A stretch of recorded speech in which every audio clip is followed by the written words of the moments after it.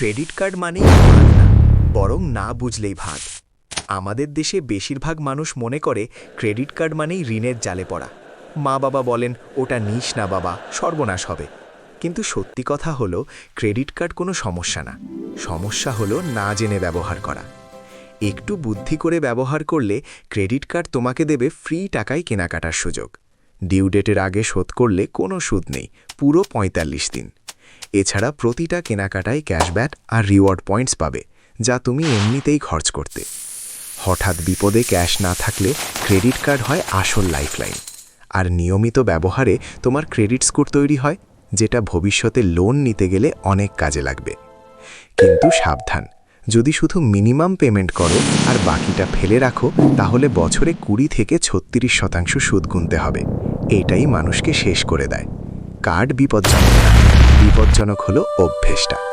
তুমি কি credit card ব্যবহার করো? কমেন্টে জানাও, ভালো অভিজ্ঞতা নাকি খারাপ।